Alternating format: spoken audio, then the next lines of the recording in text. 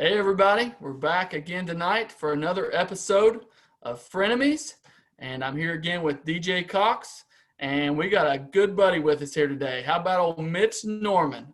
How's it going, buddy? Good, man. Good to be here. Thank you guys so much for having me on, man. This is quite the honor to hang out with you guys tonight and talk a little baseball. Yeah, we're excited. Mitch is a Braves expert, and Mitch, we got a sponsor. I want you to tell us a little bit about our sponsor tonight. Well, our show this evening is brought to you by the White Sauce. This is Coach Hall's special white sauce blend, and just to tell you a little bit about it, it's a touch of sweet for everything. It's not just Alabama white sauce for your barbecue. It's for meats, salads, dips, and etc. Okay, and this stuff is awesome. It's kind of like the Alabama white sauce they put on barbecue, but you can put this anywhere you want, and it is just fantastic. The ingredients are pretty simple. They're listed on the back: mayonnaise, sugar, vinegar, and a special spice blend.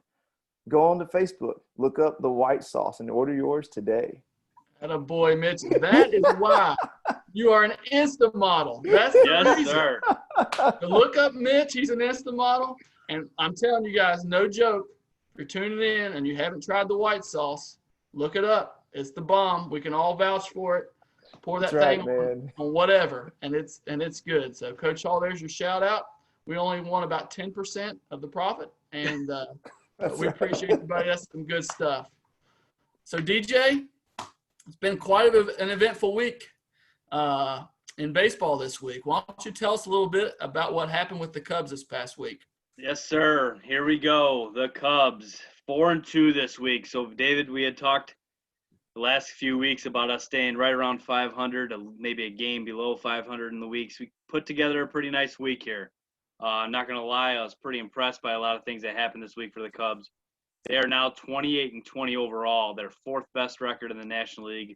They were currently the third seed as the third best division leader and would play the Cardinals in the first round if they started today. So we are still waiting on the Cardinals to catch up a little bit. They're 8 games played behind us still. They lost the first game of the doubleheader tonight, which helps us even more. So we are in a good spot, man. Everything's looking good as far as the division goes. Things are looking a whole lot better than they were last time we did this. So on Tuesday, the Cubs won 3-0 over the Reds. The Reds don't hit very well, David, and we've talked about this, man. Where are the Reds? I kind of got a little bit more of a look at them the last 3 games we played them this season. I'm not sure. You know, like I said, I truly believe David Bell needs to lose his job for this. Shogo Akiyama is not a good baseball player. Every time I see him play, I am not impressed. I'm just very unimpressed with him. He has no arm in the outfield. He's not a very good hitter. And I know he's a rookie in the majors, so you got to give him a little bit of slack. But when you bring those guys over, man, they better be ready to play in the MLB, and he just doesn't look like he's going to be there. So we had a good game. Bodie had 2 RBIs. He had a nice triple. Alec Mills, who I'll talk about even more later, 6 innings pitched, 4 hits, no runs allowed. Jeffers with the save. Moving on to Wednesday, they turned the tide on us to a 3-0 loss. You versus Trevor Bauer. That was a great matchup. I was looking forward to that one a lot. You walked 2 guys in the first inning, which he never does. He never walks anybody, let alone 2 in an inning. And then Moustakas got on his front foot and lifted a 3-run homer in the first inning, and that was ball game because we did not touch Trevor Bauer. He dominated 7.2, 10 Ks, no solution for him whatsoever. He was just absolutely outstanding. Got to tip your cap to him. So if you're going to lose in this series, you think it's going to be to Bauer. Just a shame we had to lose when Darvish was on the mound, but it kind of made sense. So Thursday, 8-5 win over the Reds. Sonny Gray, his struggles are continuing. I know you've seen the up and down roller coaster of Sonny Gray, David, with the Yankees. 3.1 innings, 5 earned he gave up to us. Nico Horner played well with 3 big ribbies. Hap had 2 RBIs. 6 different relievers in that game for the Cubs. Only allowed 2 total runs, so it was a great bullpen game for the Cubs that day. The one game I actually didn't see that this week was a Thursday game, and they pulled off a big win. Friday, September 11th, never forget, obviously, what happened to our country. Great day for a lot of memories as far as, you know, when we were one as a country and united. They did a lot of that on the Cubs broadcast. It was really cool to see all that stuff. Instead of divided, we were united. Frustrating 1-0 loss. Braun with a walk-off sac fly. Now, David, you know how mad that made me. Watching Ryan Braun hit a walk-off sac fly. I honestly kind of feel like I would have rather he would have just hit a ding-dong way over the fence more than just he won the game on a sac fly. That's kind of like rubbing it in more. Like Ryan Braun beat you with a sac fly. Gut shot. So that game stunk. We struck out 16 times that game. It was awful. Only 2 total hits. Lester pitched well, 6 innings, solid. Only gave up 4 hits, I believe, no runs, 8 Ks, did well. Woodruff just dominated us. He had 12 Ks in 7 innings. Hader got the save for them. Bryant was 1 for 4 with 3 Ks. I'm going to talk about him a little bit later too. Very frustrating from Bryant this year. Saturday win 4-2. What a game! Didn't score till the 9th. Down 3-0. Down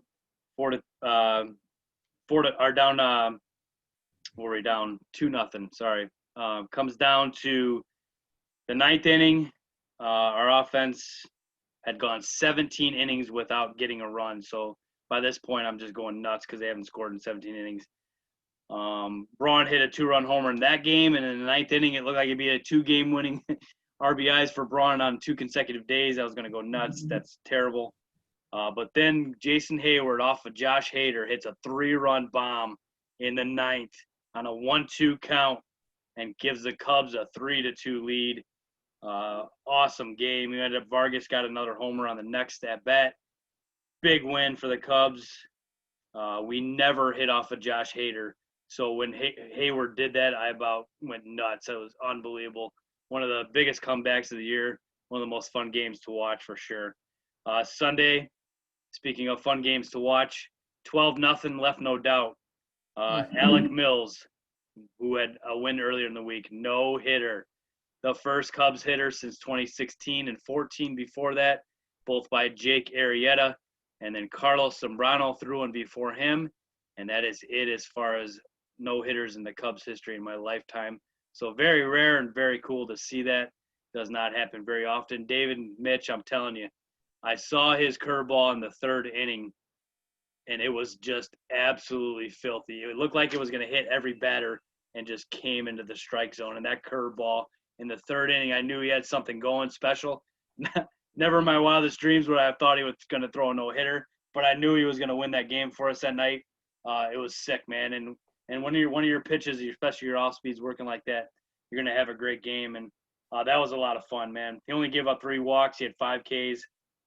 What an awesome thing. He's also from Tennessee Martin. He walked on to Tennessee Martin, which is pretty cool. As we know a lot about them, obviously. Offense was ruled the day. Caratini and Bodie had 3 ribbies. Happ and Kipnis had 2 RBIs. Okay, just a couple Cubs tidbits here before I wrap it up on the little recap here. Couple things. I'm not sure who the Cubs' 3rd starter is going to be right now. We obviously, you and Hendricks are just dominating this year. They're playing really well. But as you guys know, and as the Braves are going to have to find out here quick too, is you're going to have to get 3 starters that are going to carry in the playoffs because this is a 3-game series in the first round. So you have to have 3 starters, and you have to have them going, and they all got to dominate because your 1 and 2 could, split, and then whoever's that 3rd starter has got to win that game, and that's going to be huge. So I'm not sure who our guy is. Obviously, Mills had an outstanding week. I trust him more than Lester right now. Chatwood has been hurt, and Q has been hurt, so it's almost by default that you would go Mills right now. That's just my opinion. I think the matter.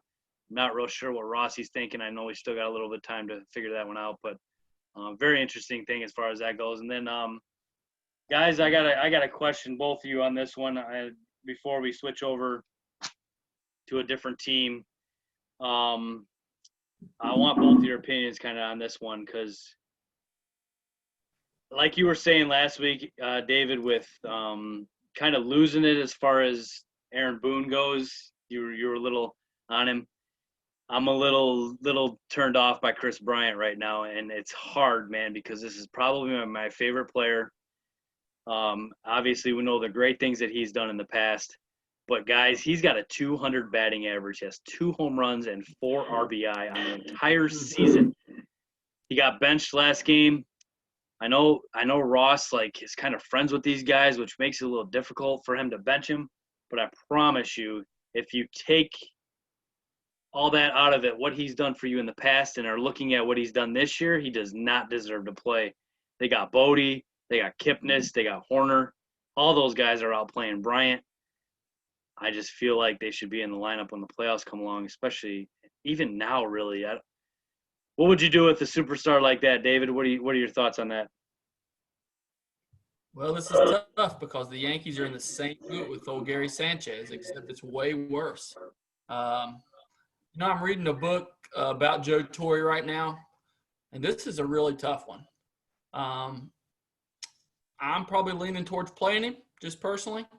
I, of course, not knowing much about the Cubs team. I've looked up Bodie's stats yesterday just because I think he had a home run yesterday, and I was just curious how he was doing. He's only hitting, I think, about 215. I'm probably going to bank on the big stud. He's been a stud all these years. I'm probably going to let him try to be a stud still. The leash might be getting shorter, but I'm going to bank on him. He's had MVP caliber seasons. I just can't see passing it off to David Bodie or Nico Horner, who's a rookie. I don't know much about what Kipnis is doing right now, but I'm probably going to leave him in there. What do you think, Mitch? You got any thoughts on that one, bud? I hate to see these guys do this, man, where you get to that point in the career and you just don't know anymore, and we saw it with a guy like Ryan Howard, who was just like the man, and then he just wasn't, and unfortunately, usually what happens is they get cut and then the Braves signed them to a minor league contract.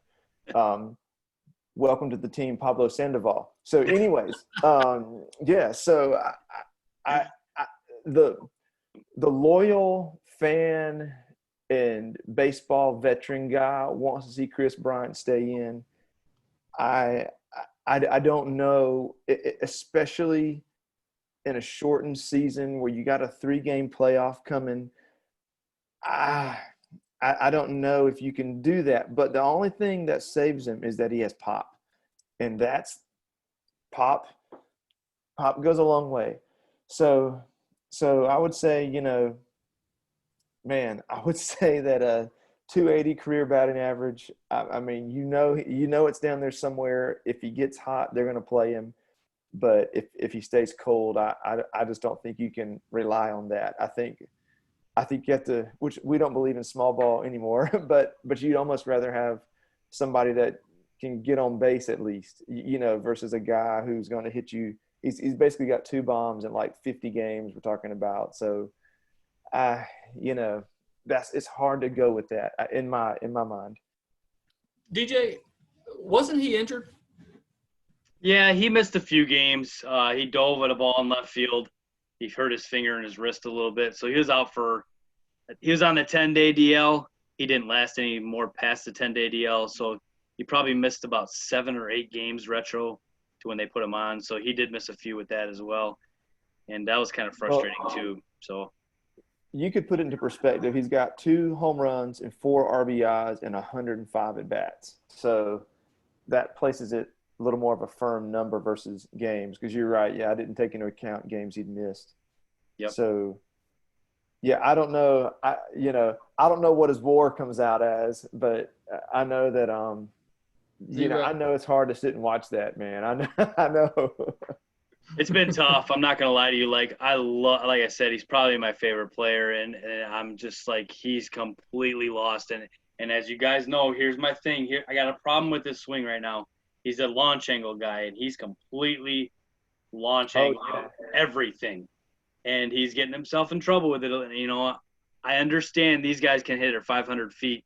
So if you're going to go 1 for 4 with a homer, that's what they want out of you now. But right, the game has changed, But, man, when you're using that launch angle swing and your bat is in the strike zone for that long, you better connect. And he's having a really hard time right now without putting the bat in the zone for a longer period of time. So it's really hurting him right now. I would wish he would just make that adjustment to try to just start hitting the ball a little bit and then go back to it. But he's struggling for sure.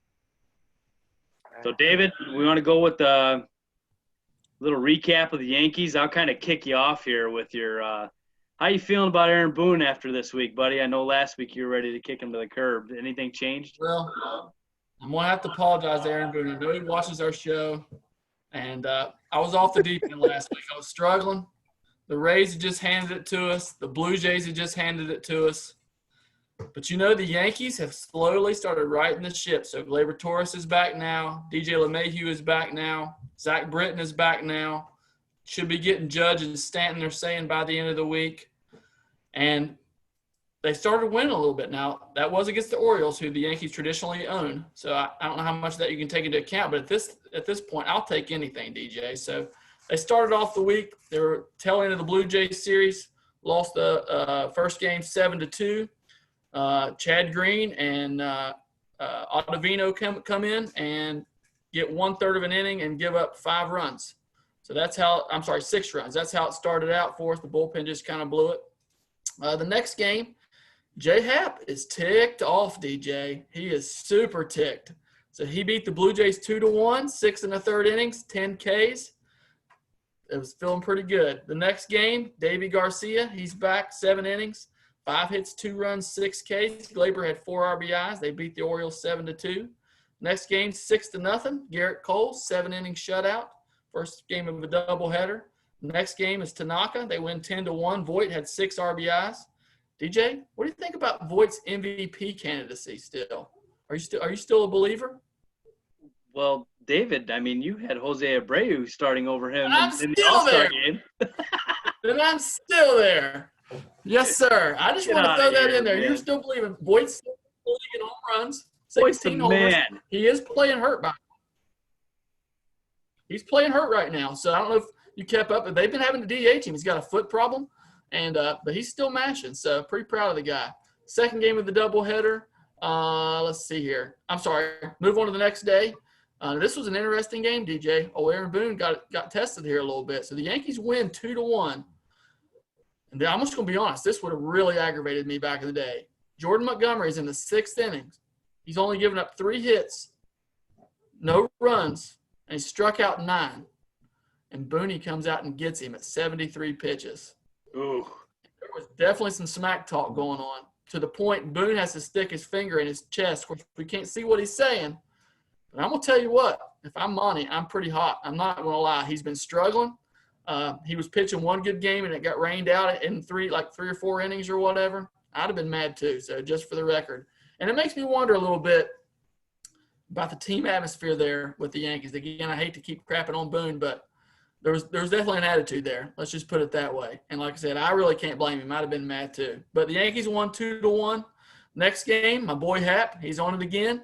They won 3-1. He pitches 5 2/3, strikes out 5. Gleyber Torres has 2 RBIs. They're off tonight. Getting ready to open a series with the Blue Jays. Get to see my boy Davy Garcia open that one up for us. But the big takeaways from the week were DJ LeMahieu is back, Gleyber's back, Voigt's got 16 homers, and Gary Sanchez is hitting 127. So Boone benched him. I can't remember if that was last week or the week before. Boone benched him for 3 games. And I don't know if it's done any good or not. He's still obviously not hitting. Defense is still there.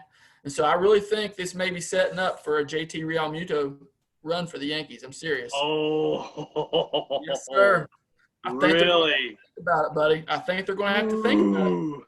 Because Sanchez is too up and down, man, and he's not good enough on defense that the pitchers really like throwing to him either. And so I think we've got a problem here, DJ. I think Sanchez may have played his way out. We'll see. Very interesting. JT, I like the call on that. Yeah, get on that. If you get him, I'll probably cry. Yeah, The rich get richer. Hey, that's right. it's the word on the street, so we'll see. We'll see. I've not been a Gary Sanchez fan from day one, just to be honest with you, and it has a lot to do with what we've talked about a little bit. Lots of strikeouts, lots of home runs that come in bunches, but they don't come usually in times when you need them. So he's a very frustrating player. Lots of pass balls. I'm just not a fan. I'll just be honest. I'm not a fan. So you're in a little bit better shape than last week when we talked. The Yankees look like they might have just they might fall out of the playoffs altogether. And then they had a great week, and now they're definitely probably a lock. But you had to be a little scared there last week with the way they were playing, and definitely turned it around. I was cashing it in. I was done. It was just super frustrating, man. Just the team was lifeless. And, Brian Cashman, I meant to mention this a minute ago. Since when does your GM call a team meeting? He's done it one other time.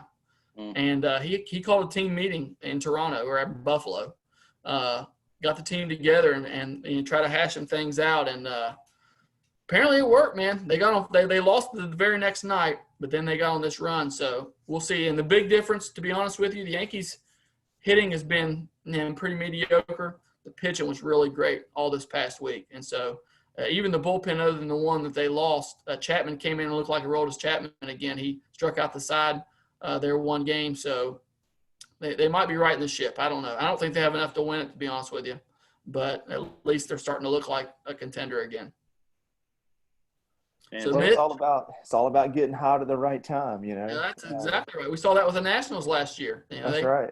Started off cold and ended up winning. So it could be anybody. It really could. That's right. The Mitch, you guys tell us about the Braves, buddy. All right, well, here we go. So since you brought up Real Muto, I'll bring him up again here in just a second.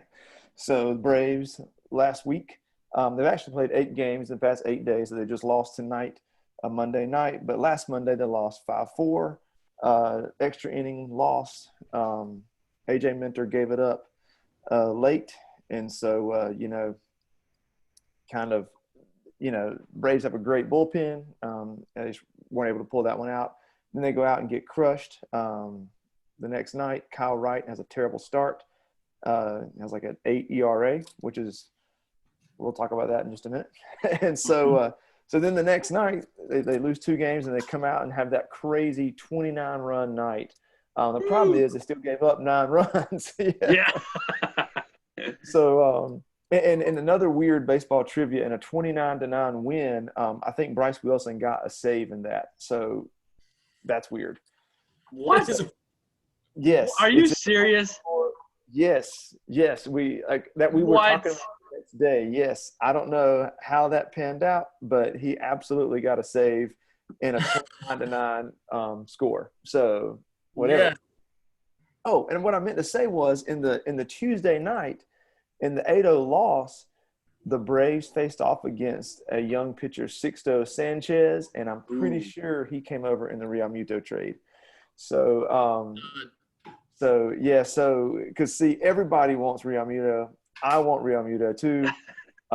We do have a kid in the system who's very good. We have a top prospect who's a catcher, but man, it's just catchers are diamonds in the rough, man. They just are. And so I've seen so many great prospects not pan out who are top 100 prospects as catchers. And so if you can get a really good proven catcher, it's hard to pass on them. You know what I mean? Then man, the Braves go to Washington and take 2 out of 3, which is awesome for them. With the pitching the way it was, they won in extra innings on Friday. They won a 7-6 game on Thursday, and then they lose on Saturday. Or no, they won on Saturday. I'm sorry, they lost on Friday in extra innings, won on Saturday, and then we saw Ian Anderson win again. Ian Anderson's been awesome, and then yesterday we got to see a little bit of Kyle Wright and got his first major league win. Got the ERA down below 8. So for the Braves, they had a 4-3 week, and you're looking at the Braves going, you know what?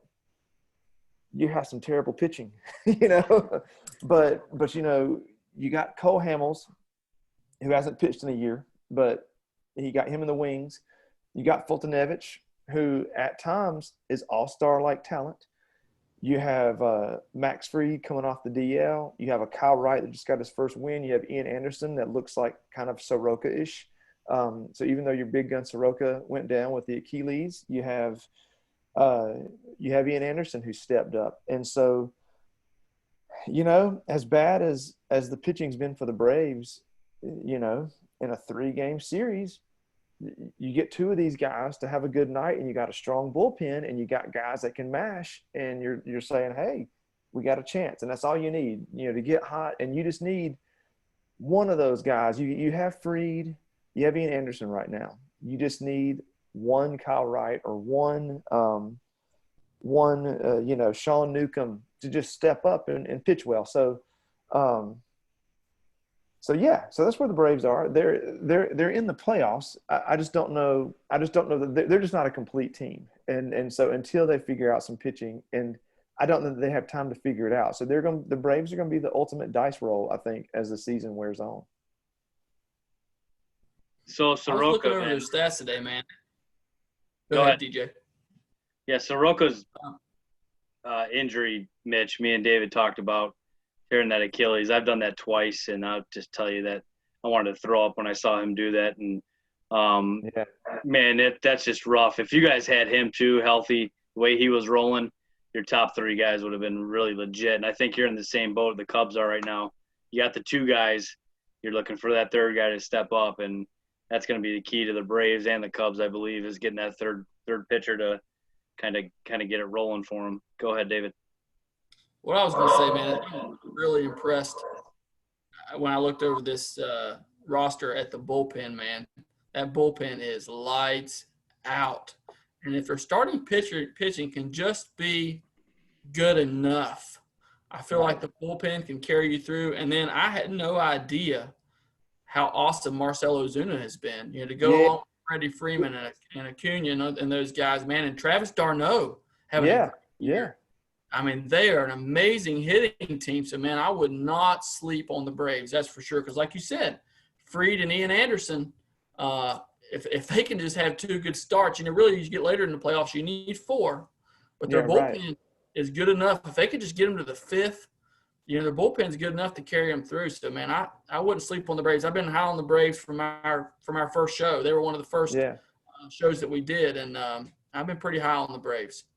Yeah, a lot of the talk was, just kind of my buddies, we talk baseball, friends with, they really felt like Newcomb and Fultonevich and Hamels were probably available, maybe within the last few weeks, but they weren't needed. And so they're like, hey, just hold these guys and let's bring them out. And I don't know exactly how all that works with the way they're doing the rosters this year and everything, but we're going to see Hamels pitch. I think he's going to pitch this week. We're going to see. I'm sure we're going to see Nuke and Fulte at some point. So I think, Mitch, not to cut you off, but I think didn't Mike Fultonevich didn't they drop him? I thought that they got rid of him.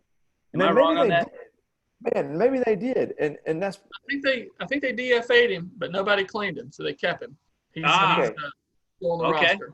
Okay. I know, and I'll just say, my Fultonevich stuff, that's more from the word on the street, because, is that they felt like Fulte might still be around. So, and when I say still around, not just on the roster, but they may be keeping him, and that guy has wicked stuff. But you saw last year in the playoffs, like he is not a big game pitcher, man. Like that is not his thing, man. So I mean, and he, before like last season, like he got into it with a fan of the Chick-fil-A, like in Florida somewhere, and it's just like, that was, to me, that was like, yeah, this guy's gonna make it. Like if you can't behave in a Chick-fil-A, dude, like you're not gonna be a professional baseball pitcher, bro. I'm sorry.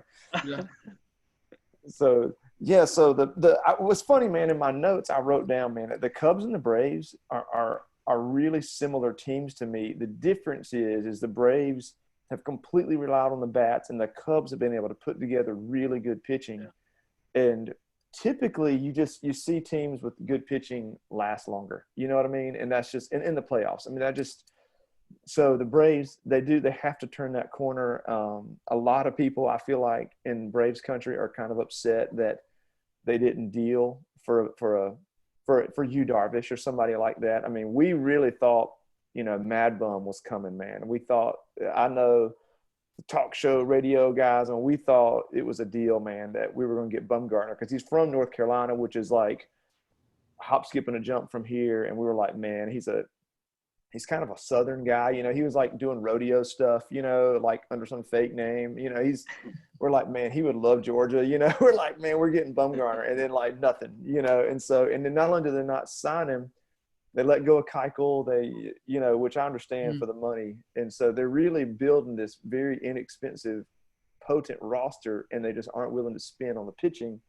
And now we're like, now you see where we are. So I tell you, man, Snicker's done a great job. I know several Braves fans, Josh Hill, Lee Salyers, y'all are hating on some Brian Snicker. Man.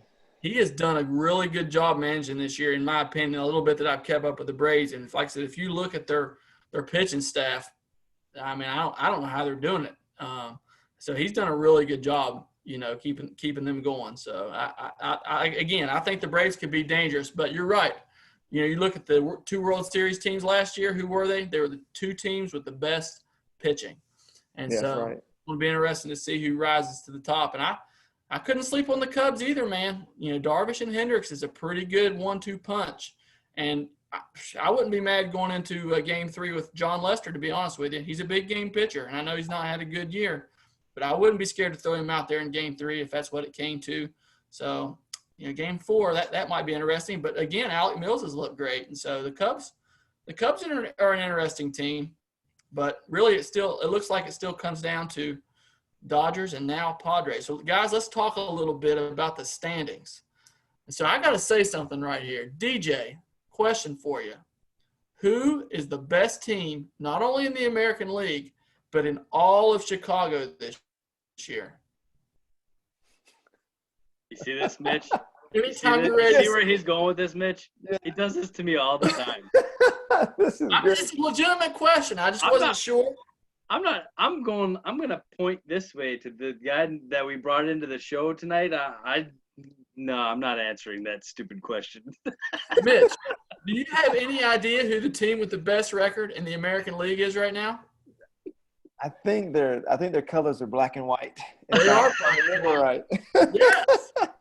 The White Sox. I'm pumped, man. So, no joke. I have become a closet White Sox fan. Not only because this is awful. It aggravates DJ, but, man, they're exciting, man. Yeah, they got Eloy and Luis Robert, and they got some great pitching. They had the best no-hitter in all of Chicago this past year. So, most dominant no-hitter. I am pumped about this year's version of Chicago White Sox. I'm hoping they do it. Man, I was really surprised when I looked through. I don't watch a lot of American League baseball. I just don't. So when I was looking through today, I was looking at the standings, and I was really surprised at the run differential. Like, outside of the Dodgers, man, they have the highest run differential, 30-win team. I mean, what's crazy is you got Minnesota that's also 130. So that's a pretty wild division they got going over there. Yeah, and Cleveland, man. Cleveland's amazing. Yep. I don't know how Cleveland does it. They've traded now Bauer and Clevenger in back-to-back years, and somehow they're going to the playoffs again. And I did not like the Clevenger trade, not because they gave him up, but what they got back just seemed. But I can't sleep on it, man. You know what I mean? Yeah. Cleveland's done a great job of assembling a roster, and they've acted like they were going to tear down, and here they still are. So I definitely every pitcher they seem to bring up does well. I keep waiting. You think, well, Clevenger's going to leave, and then they bring up Sivdale, and you're like, well, Sivdale's going to be no good, and then he's good, and then they bring up, I think his last name is McKenzie, I believe is his last name, Trevor McKenzie, if I'm not mistaken. I'm just shooting from the hip here, but he comes up and gives you 4 or 5 good starts. Then Plesac comes back, and he's still Zach Plesac. He's still doing good. I mean, they're tough, but they're not as good as the White Sox, DJ. Just not as good. Well, Nicole's up watching the Twins and White Sox right now because she's completely pumped and wants the Twins to just get bumped even further back. And I don't know, man. I've heard enough about the White Sox this week from my in-laws, so I think I've had enough of that talk. Guys, Let's talk a little bit. Mitch, since you're here, let's talk a little bit about the NL East, man. How about the Marlins? Dude, I was going to bring up the Marlins, that we had to talk about the Marlins tonight, man, because I think they're a really good team, dude. I think they're going to be there at the end. I think that, I think Philly and the Mets are going to duke it out for that last spot. I think Miami makes it. I think they're a good team. I think they got some top level talent, young talent that people don't know who they are, but they're really good, and I think that I think they're a lot like the Braves were a couple years ago, where they don't know to be scared. They're just these young guys who play to win, and I think that's a good team, man. Yeah. So, guys, how much do you think of it is the Jeter factor? I mean, we got to talk about this, right? Gosh, I forgot about that. Come on, DJ. What about the Jeter factor? The dude just knows how to win. Okay, I agree with that. I'm not gonna knock that. I'm telling you though, Mitch, I watched some of the Marlins this week. That's a good thing we brought these guys up, man. I am kid you not. Some of these guys that are out there playing, I'm like, who in the world is that guy?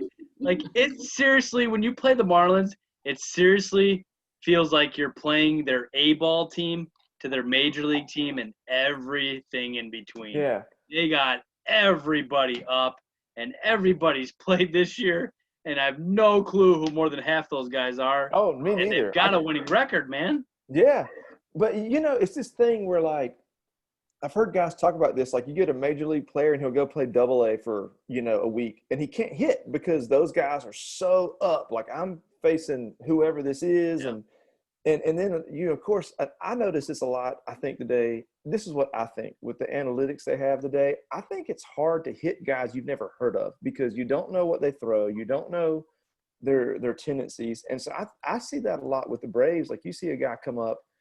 With our prospects, they'll come up and they'll have some good outings sometimes because nobody's ever seen them before. And I think that's a thing. So it might not bode well for the playoffs, but it might get them to the playoffs. Good point. Yeah, very good point. The Phillies, they've been an interesting team. So, DJ, we've been, we said in the beginning, this is a team to kind of watch. And I haven't kept up with them this past week, but they're definitely sitting in that last playoff spot.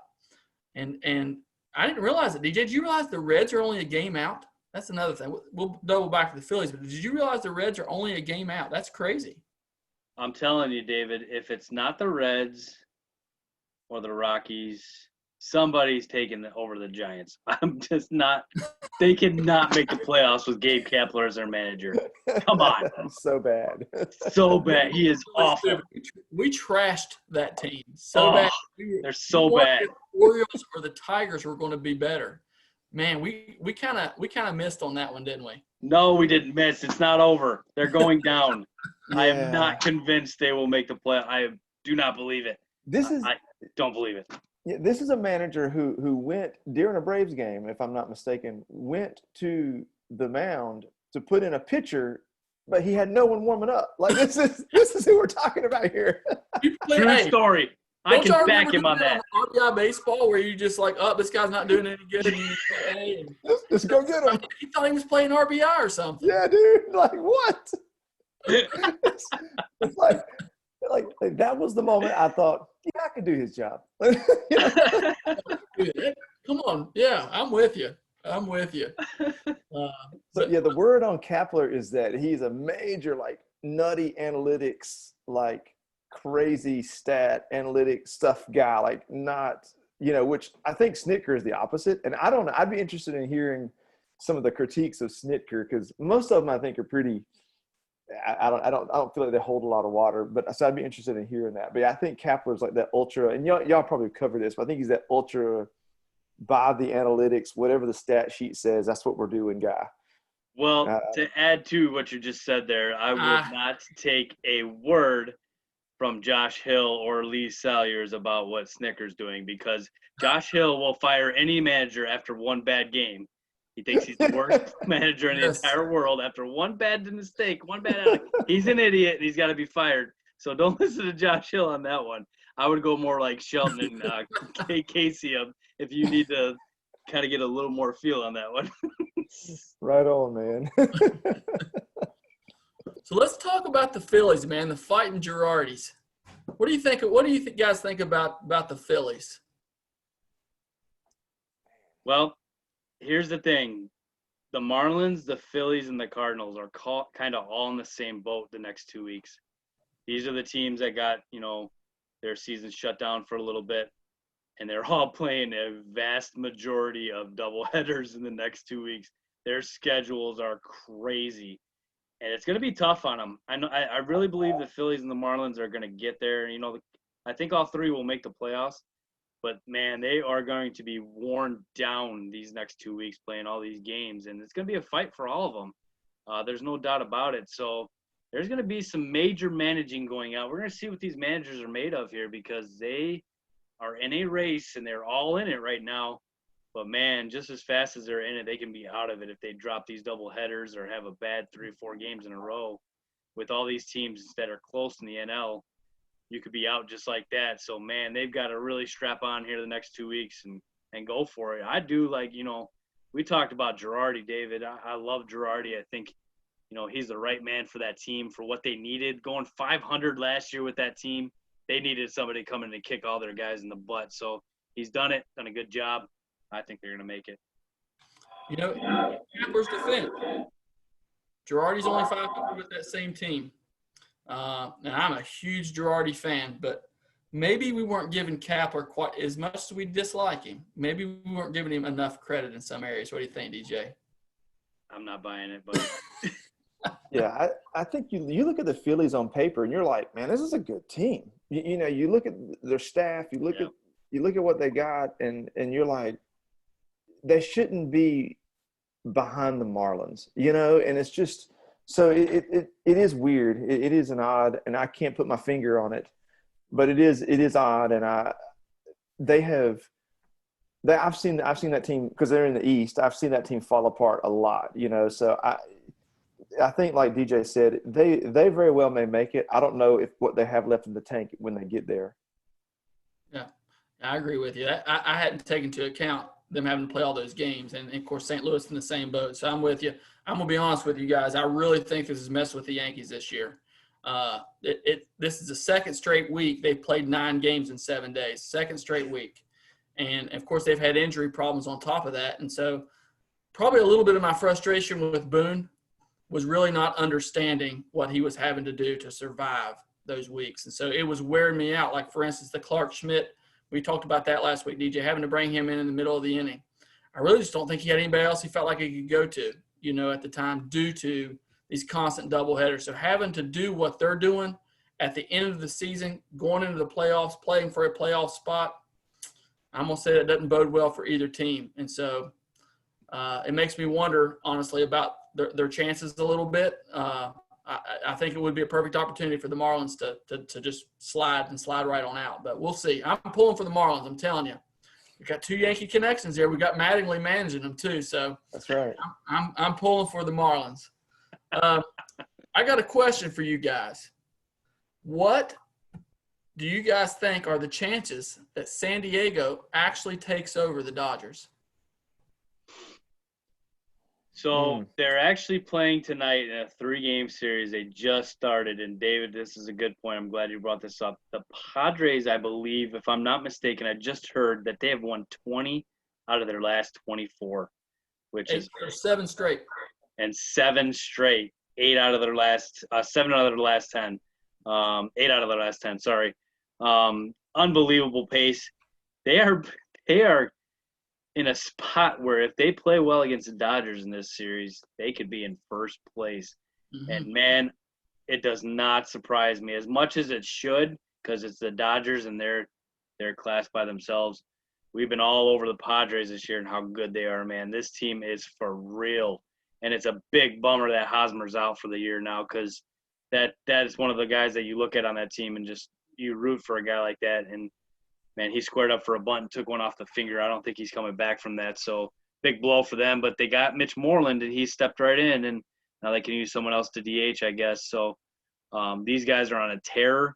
I would not want anything to do with them if I were to match up with them in the playoffs. Whoever the 5 seed is in a lot of trouble, just being honest. And it might be the Marlins or the Phillies. They're in deep trouble matching up with those guys. But I think there's a shot. I really do. Like I said, I don't think anybody's touching the Dodgers, and I really believe the Dodgers will win that division. But, man, it would not completely surprise me if the Padres caught them. Yeah, I think even if the Padres catch the Dodgers, and they very well could, they're loaded, you know. I think the Dodgers just have this chip on their shoulder, and I think they're more playoff, ready. I think they've been to the playoffs. They feel like the playoffs were stolen from them, which is something that, I don't know how you guys feel about all that, but I feel like those guys have a major chip on their shoulder, and when it's playoff time, they're going to feel like they're going to get theirs, So I think the Dodgers is absolutely the most dangerous team, not just because of the stats and the talent, but because, man, I think they're upset. So whether San Diego catches them or not, I don't know if it matters. I think those guys get in the playoffs and they're like, it's time to take what's ours. So, but the whole San Diego almost phenomenon which is not, they've built that team, they spent money, they're really good, but I think the Dodgers are still the class of the field. Absolutely.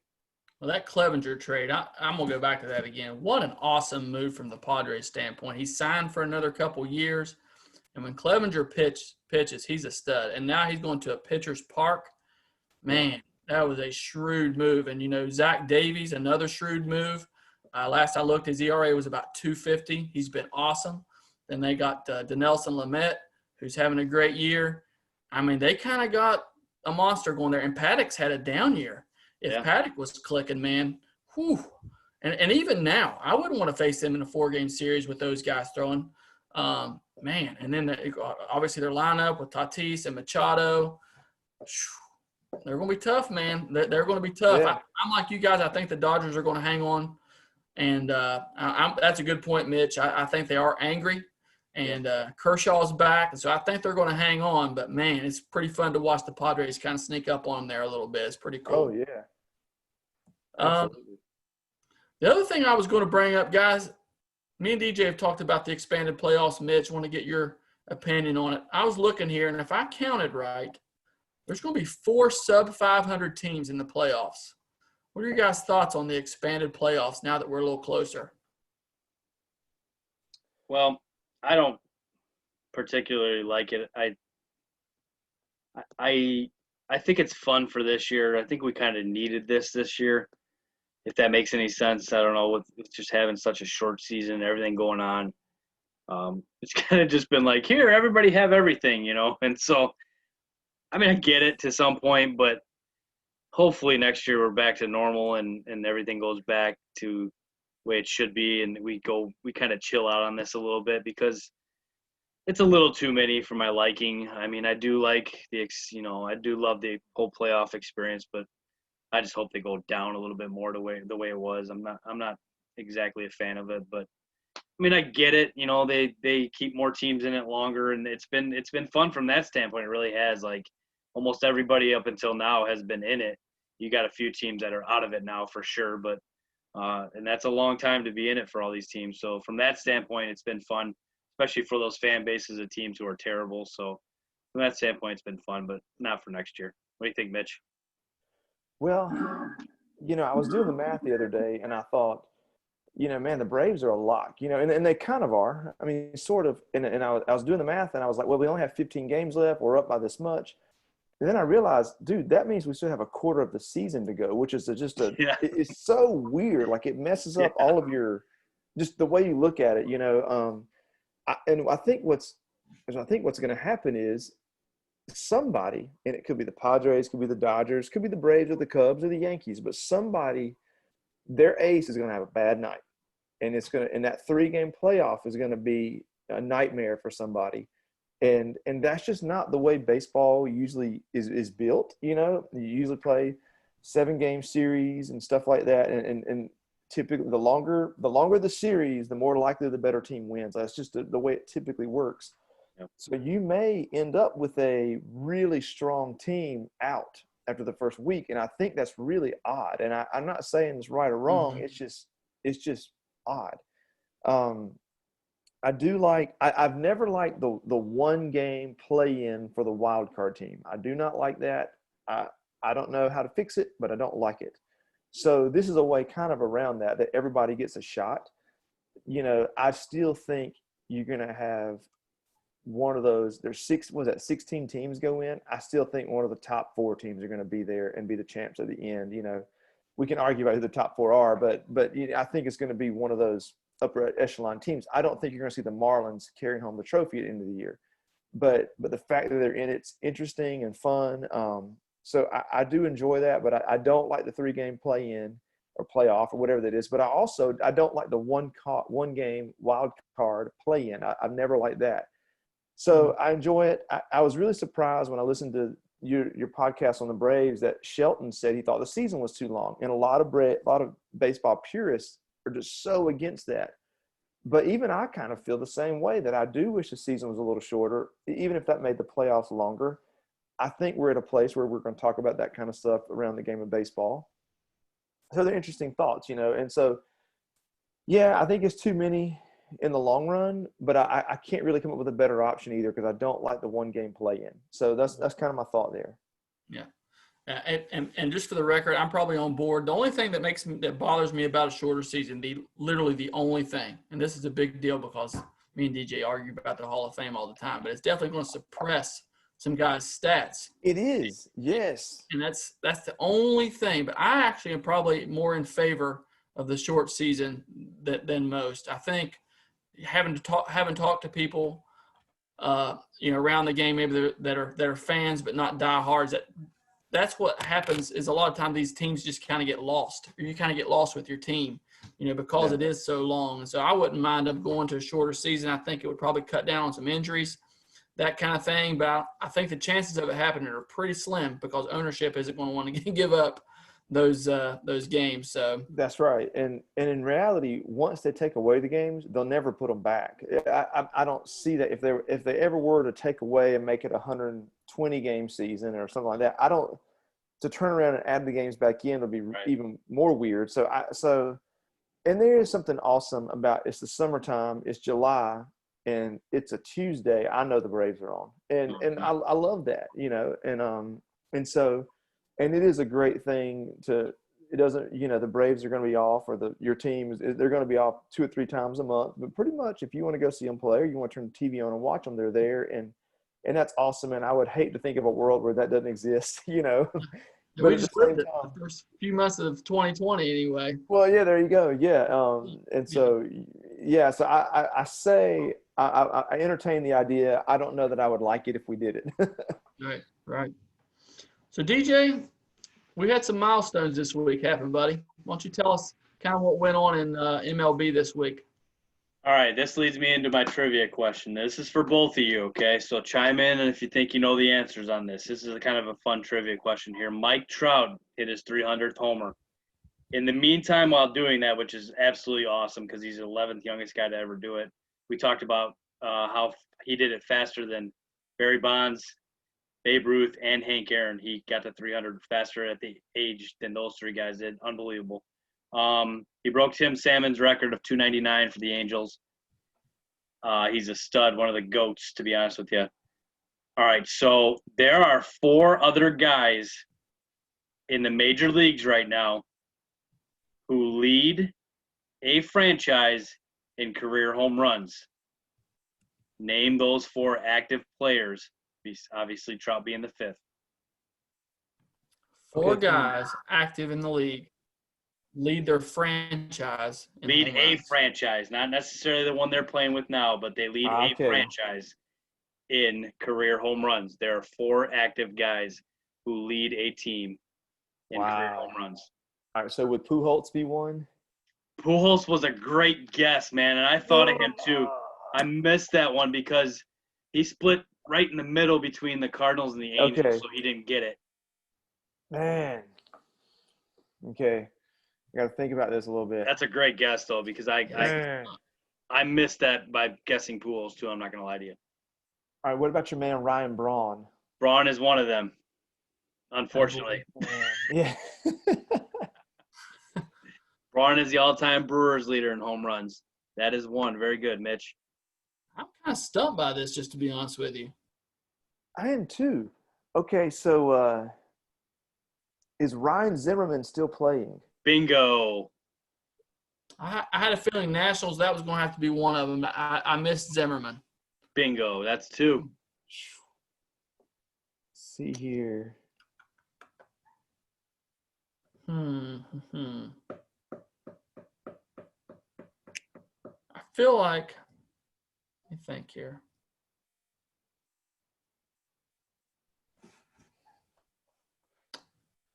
mean, you got to be a real stud because you'd be leading right now post steroid era. So your team was really bad during steroids, or you're just an all-out stud, or both. I feel like that's the key there. So here's the biggest key I'm going to give you guys. Think newer franchises a little bit. Okay, so is Miguel Cabrera still playing?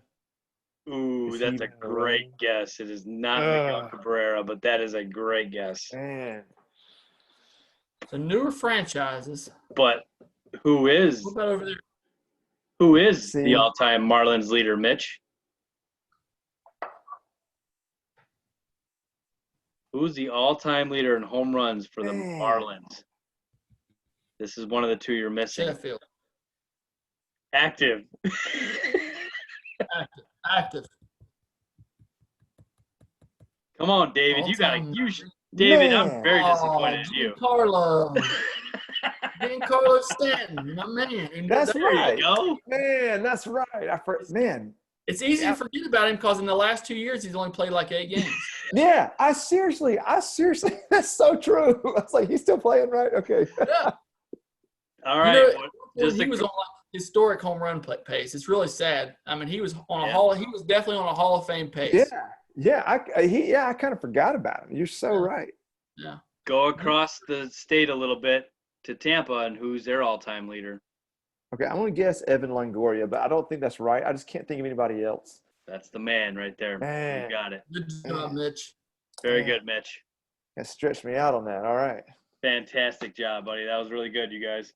All right, David. A few more tidbits here, just real quick. Albert Pujols has tied Willie Mays with 660 home runs for 5th all-time. Unbelievable. Dylan Bundy is 5-2 with a 2.48 ERA. He's the man. David, admit it, please. Let's stop right here. I forgot to bring this up. Mitch, who do you think DJ picked to win the AL West? That would be your next to last place Angels with 0 pitching. Somehow they got a guy from Chicago on their team, and DJ thinks that he's just going to pick him up, put him on his back. And listen, Mitch, he argued with me that Albert Pujols was going to carry them. Albert Pujols. He's like, he hasn't been good in like 5 years.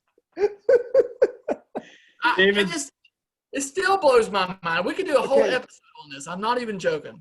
Okay, I would be down with an Angels episode because they have a lot of former Braves ties too. I'm pretty sure. We did an Angels episode. Yeah, okay. And I'm telling you though, like, I don't know who their GM is, but that is the most erratic. Like, they signed me, like, you're still going to lose. Like, Billy Epler is their GM. What are you doing? I don't know what he's doing, but DJ totally agrees with him. You guys, they are 6.5 back of a wild card spot. They are going to make the playoffs. Put it down, buddy. I'm trying to Google their championship or their playoff, but they probably have like a 2% chance of making it. And DJ, can you even name their starting 5 on their starting 4 in their rotation? Three. Can you name 3 of them? Dylan Bundy cannot pitch every game, and their bullpen's awful. Andrew Haney. I'm just getting dumb. It's worth it to see Swor get fired up, man. I love it, don't you? I just love it. Dalton Varsho, David, made his debut. Oh, nice. Wow. He has 2 home runs. And guess what, David? He is 1/5 of the home runs his dad had in his 8-year career already. Nice. Gary Varsho, how did you make it in the pros so long? Oh, my gosh. All right, so, guys, I want your opinion on this one real quick. Zach Greinke and Max Scherzer are both now in the top 25 all-time in strikeouts. Now, listen to me, David, because we talked a little bit about this last week. Here's their career numbers. Scherzer is 35, so these guys are no spring chickens anymore. Greinke is 36. Scherzer is 174 and 92 with a 3.22 ERA. Greinke is 208, 125 with a 3.36 ERA. If both those guys retire today, are either or both in the Hall of Fame? Greinke's definitely in. and you got to consider Green played on some bad teams and still has 208 wins or whatever it is. I would probably go ahead, and this is against everything in me, but I'm probably putting Scherzer in. I'm probably putting him in. Hey, DJ, he doesn't meet your metrics either, just because I looked him up before we came on. I knew he was going to come up. He hasn't had 10 dominant seasons. He's more like 8. But I do take into account that he was a late bloomer. He kind of struggled in the beginning. He's got some funky mechanics. But he's been clutching playoffs. And since he's gotten it figured out, he's been awesome. So I am putting Max Scherzer in the Hall of Fame if it had to be right now. Hey, I agree. I actually watched Scherzer pitch in Atlanta, and I watched him lose in Atlanta. But I'm telling you, that guy has wicked stuff. And I watched him pitch one day on a day I don't know that he had his best stuff, and the Nationals did absolutely nothing to help him. And I remember sitting in the stadium going, that joker can pitch like that. He's a great pitcher. And I agree. I think he should be in the Hall. I also think he played on some just ultimately mediocre Nats teams that should have been better but weren't. But, they were still the Nats, and they had Harper and they had some firepower, but they just never materialized. But I agree, man. I really like Scherzer, man. I love watching him pitch. I think he's excellent. Yeah. What do you think, DJ? What's your opinion? So it's very interesting, man. I have a little bit more hard time figuring pitchers out for the Hall of Fame, and we talked about this. I know I do. But David, here's my whole point of bringing this up tonight. You talk about the 300 wins being like that's your thing to get in the Hall. That is never going to happen again. Let's be honest. There is no way. I'm more on the win side. 300 is the ultimate, obviously. And like you said, it's going to be really tough for that to happen. If you can get me up around 250, you're automatic in my and this is why I'm going to go back to Tommy John. For all you baseball writers out there, shut up. He won 287 games, and they named the most famous surgery. I mean, it's mentioned literally every day in baseball. This is the Hall of Fame, the Hall of Famous people. And not only that, he was good. He maybe wasn't like great, but if I'm going to put Max Scherzer in with 174 wins, you better believe Tommy John gets in at 287. I'm just going to say that. But yeah, anything close to 250 in my book, you should be in. It's just very interesting because these are the two guys that when they come eligible, it's going to be really interesting to see what they do with these two. I think Greinke's a no-doubter, man. Personally, I mean, I don't think there should be any argument. I can't remember how many Cy Youngs he has, but I'm thinking, is it 3? I believe so. Yeah. He's definitely in. Like I said, I don't even think that's arguable at this point. Does Scherzer in the playoffs get him into the Hall of Fame? That's another good point. You got to take playoffs into consideration. Me and David talked about this last week too. You just have to. I mean, that's my big argument with Curt Schilling not getting in yet. How is Curt Schilling not in the Hall of Fame? Curt Schilling dominates the playoffs. Dominates. And he's got the numbers and I really believe he's the guy and maybe the only one that gets in this year. Thank God. But it's unreal. You definitely have to take the playoffs in consideration. Good point, Mitch, no doubt. Okay, let me ask y'all this. How many wins does Scherzer end his career with? I mean, obviously, 174 wins right now. Yeah, at this point, he's definitely, I think, going to start slowing down. All pitchers do. So, if he gets up around 225, 230, 240, I mean, it could be anywhere in there, but that's probably where he ends up. And that's a lot of wins because he's at 174. How much longer is he at 35 years old? He's going to pitch for another 3 years, I bet. And he's going to be a Denny Martinez-like guy who's going to rely more on his stuff and less on his heat. And I'm a big Dennis Martinez fan. Yeah. I like watching him pitch, man. This dude was like 41, I think, at least. He was the man. Grinder, man. He was a grinder. Absolutely. So, DJ, I got a Hall of Fame stat for you right here. I know you love wins above replacement. So, I just got to bring this up. Your boy Tim Raines played 23 years. Here we go. Here we go. Years. In 23 years, he had 69 wins above replacement. What's your guess where Trout is right now after 10? I would guess 65? 75? 73 wins above replacement, DJ. Don't compare Tim Raines to Mike Trout. Stop it. 23 years. You see what he does, Mitch?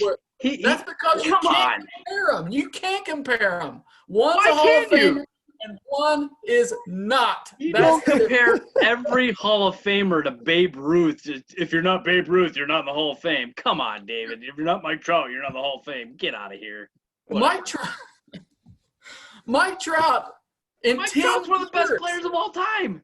10 years, DJ. The best players of all time are the guys that should be getting in, not these Comparing mediocre Tim guys. Raines to Mike Trout? Get a better argument than that. Come on. 3,000 hits. What are you saying 400 right now? homers. Can we Nothing. beep him out? Is there a mute button, Mitch? You he was have a the mute. fourth. You have the mute. He was a fourth outfielder for like 8 years. I feel like that ESPN show where the guy can mute everybody. I can't remember what that's called. It's around the horn or something. I thought you had that. Muted. Stop. If you're the host, I think you have that option. I don't know. Tim Raines. You know I'm right. Get out of here. All right, Mitch. I want to get a little bit of a background on you, buddy. Can you roll through your baseball playing days starting in high school and just kind of give us the background of your story and how you got to Temple and your Temple years and all that good stuff, and we'll sit back and enjoy the story, my man. Yeah. Well, yeah, man. So I basically played baseball just like you guys. Was a little bitty kid and loved it. Didn't know any other sports existed, and didn't want to play anything else. I loved baseball and played in high school in Sanford, North Carolina, and I knew I wanted to be a youth pastor. Or actually, I really wanted to be a pastor. God didn't really move me towards youth ministry till later, and I wanted to play baseball. So I ended up my pastor's like, I got the right school for you, and I went to Tennessee Temple and got to meet awesome guys like you gentlemen. And my senior year in high school, I actually had a shoulder issue, and I didn't really understand it at the time. But I knew I'd have this weird. It really wasn't that painful. I had no. Sometimes I'd lose feeling in my fingertips and stuff like that, and it went back to a shoulder issue. So tried to fight through it because baseball was very much the love of my life back then. And so I went to Tennessee Temple, talked to Coach Hall, senior in high school, and just knew that's where I wanted to be. It was doing what I wanted to do, and so went and kind of walked on at Temple, man, and played baseball, and ended up having shoulder surgery my freshman year. That's when the more I played, the more we figured out something wasn't right. It wasn't just a finicky thing I couldn't get past. There was something actually wrong in my shoulder, and so got that sorted out, and took me a solid year.